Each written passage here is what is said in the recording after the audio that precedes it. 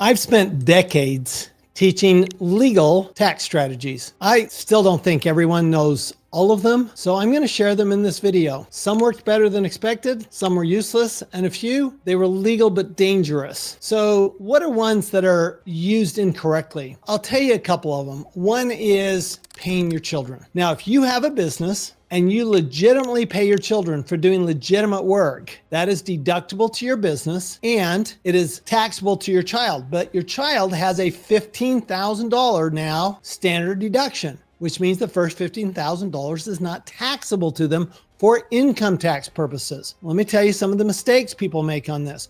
First of all, they get greedy and they don't pay their children a fair wage. They pay them way more than they would pay anybody else. That is not legal. Second of all, the child actually has to do the work. So they have to actually work for your business. Now, I grew up working for a family business. I got paid a regular paycheck. That's the right way to do it. You will have self-employment tax or employment taxes that you'll have to pay. So that 15.3% Social Security tax, Medicare tax, you're going to have to pay that for your kids. Now, I suggest that you actually set them up on payroll, unless they're just doing like, let's say they're models for your business and you're legitimately using them. You're using them in your photos. You have a family business. There's a reason to do this. Remember, there are 4 rules for deducting business expense. It has to have a business purpose, be ordinary, be necessary, and be documented. So all of these apply to paying your children as well. I think it's a great tactic. I think it's a great way to reduce your taxes while not increasing your kids' taxes. By the way, one other thing on this, you can't use their money to pay for their daily living expenses. You're required as their parent to do that if they're a minor child. Now, you could use it for vacation. You could put it into a college fund. You could actually have them contribute it to your investments and give them a share of those investments. Those are all good things. They could even put it into a Roth IRA. But what you can't do is you can't use it for something you're legally obligated to provide to them. One of the biggest problems with owning gold is storing that gold. You pay month after month just to keep it locked away and your stack never grows. But with monetary metals, the model is flipped. Instead of you paying fees, they actually pay you in gold to store your gold with them. That means your ounces go up every month. Now, how does that work? They lease your gold to qualified vetted businesses like jewelers, refiners, mints that need it for inventory to operate. In return, you earn a yield, typically 2 to 4% a year, paid directly in gold. Now, how is that possible? Well, everybody knows that if you're a retailer, wholesaler, etc., you have to maintain a certain amount of inventory on hand at all times.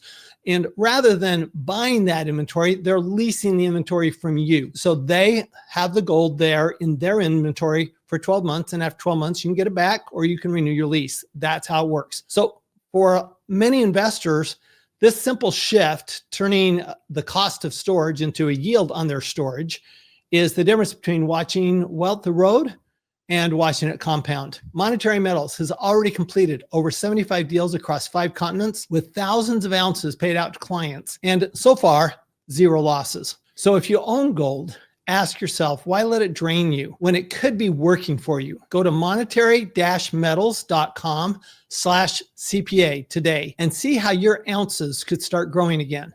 That's monetary-metals.com/CPA and let them know that I sent you. Now, another one that I think people way overdo is their car expense. I see this all the time. Well, you can deduct your car. If you have your car owned by your business, it's deductible. That is false. What's even worse, here's one thing I've seen. If you have your car owned by a C corporation, it's deductible. Let me tell you a couple of things. First of all, C corporation expenses don't pass through to you. So they don't offset your other income unless you have business income going to your C corporation.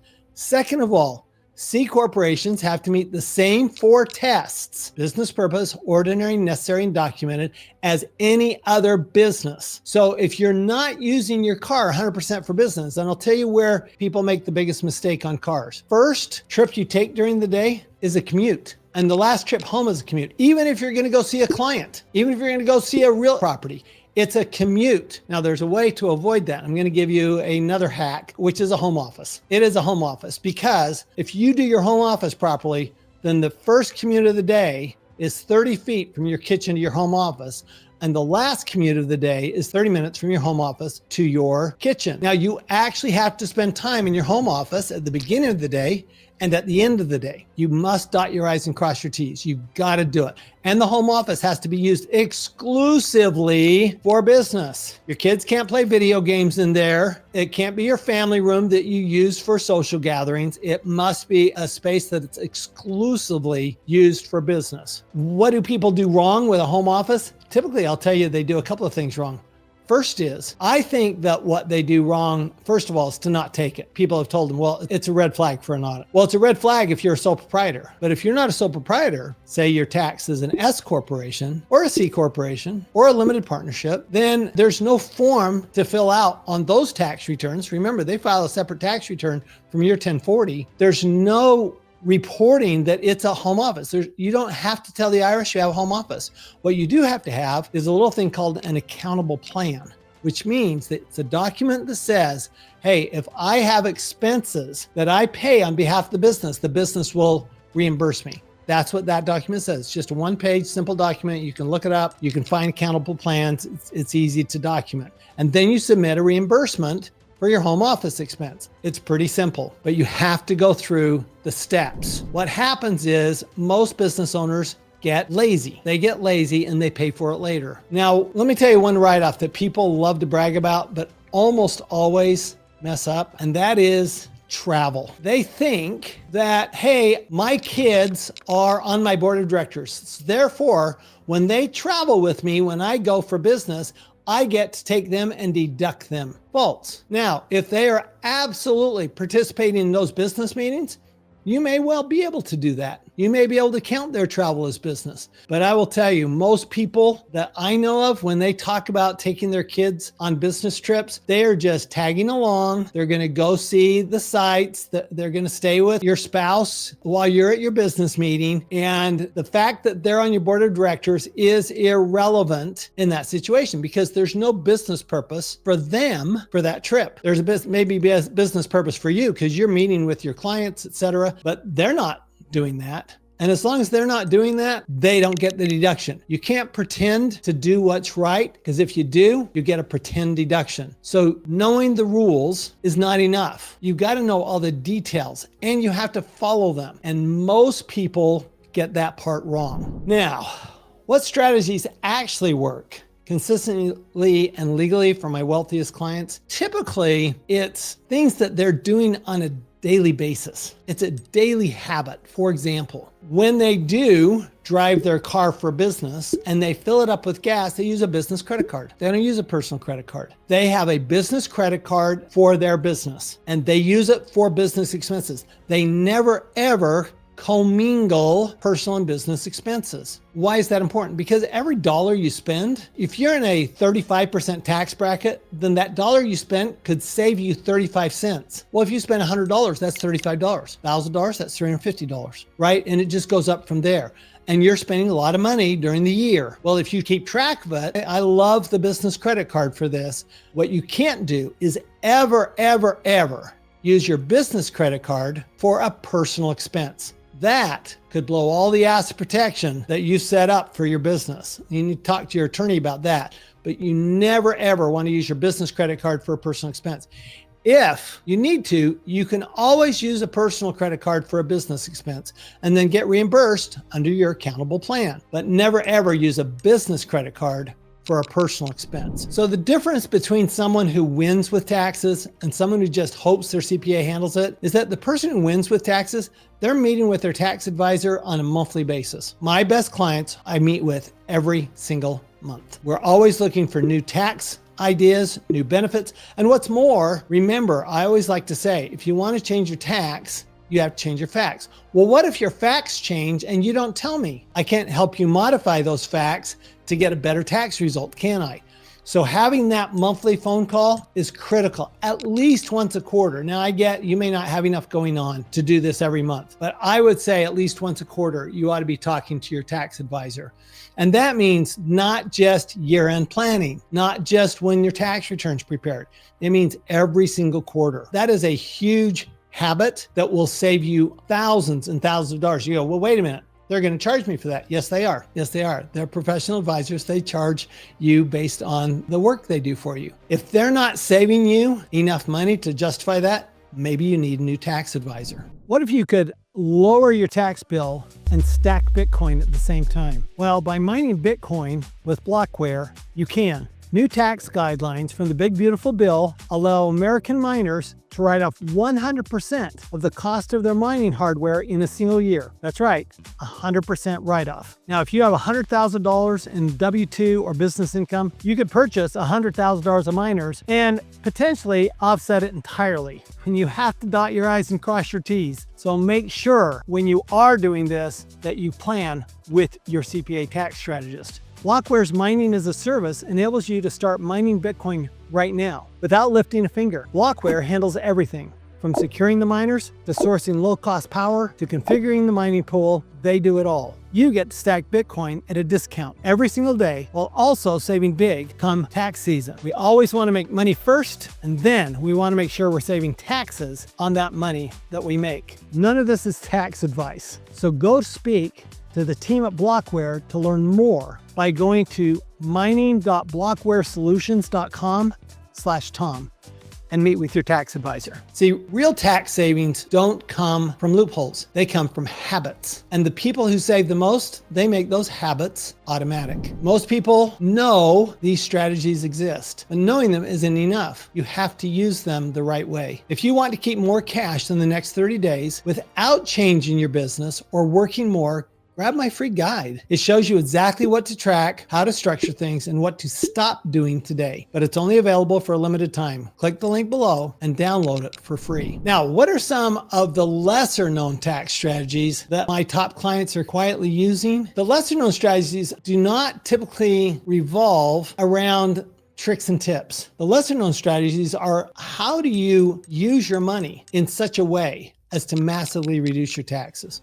See, there are 3 questions that could potentially lead to lower taxes that your tax advisor should go over with you. The first is, how do you make your money? Second is, what are you going to do with your money? And the third one, which is very, very little known, what are you going to do with your money when you die? See, what most people don't understand, the wealthy all understand this, but most people don't understand is that what you do with your money when you die can have a huge impact if your advisor and you talk about it on how much tax you pay now. Let me give you a simple example. You decide, hey, I'm going to give my money away to a charity when I die. I'm not going to give it to my kids. I'm going to give it to a charity. Okay, well, maybe we should actually give the residual interest today and get a charitable deduction today for the residual interest, even though I'm going to keep getting the benefit of it for the rest of my life. Did you know you could do that? Or let's take the opposite approach. Let's say it is going to your kids. Do you know that having your kids own your business could have massive tax benefits to you? Income tax benefits. So the idea of your kids or your kids' trust owning a part of your business and owning a part of your real estate investing, that's surprising to most people. In fact, I remember a conversation I had with a very well-known estate planning attorney. And I said, well, look, what if a client, through a trust, what if they had their kids own part of their business and part of their real estate? At that point, could the real estate losses offset the income from their share of the business? This attorney goes, wow, I never thought of that. That is totally legal. It's totally legit. There's no requirement that your kids either be an adult, as long as they own it through a trust. There's no requirement they be an adult, and there's no requirement that they participate in the business whatsoever. In fact, in this case, it's better they don't participate in the business. Now remember, proper planning is what makes this work. All the I's have to be dotted and T's crossed. You do not do this on your own, and you do not do this with your typical tax preparer or estate planning attorney. Your estate planning attorney and your tax advisor need to be on the phone together, walking through all the details of it. It is a very complex transaction. It's one that works, absolutely can work. And it can save you hundreds of thousands of dollars of taxes over your lifetime. But you better dot your I's and cross your T's. See, the most powerful tax strategies aren't the loudest. They're the ones hiding in plain sight. Have my kids own my business. Wow, who'd have thought? Not that hard. But they only work if you're properly structured for them. Now, what so-called legal strategies should business owners avoid? I'll give you a couple of them, okay? One of them that the IRS is going after right now is conservation easements. It is an absolute legal strategy. In other words, you can put an easement on a piece of property, say it can only be used for conservation purposes, it cannot be developed, and you should get a deduction for the difference between the fair market value developed and the fair market value with the restriction on it. Unfortunately, the IRS and the tax courts are going after these 100% of the time. So be very careful. Another one is captive insurance. Now, I will tell you, 5 years ago, I had clients doing both of these, but the IRS has made it very difficult. What's worse is the tax court has rubber stamped the IRS.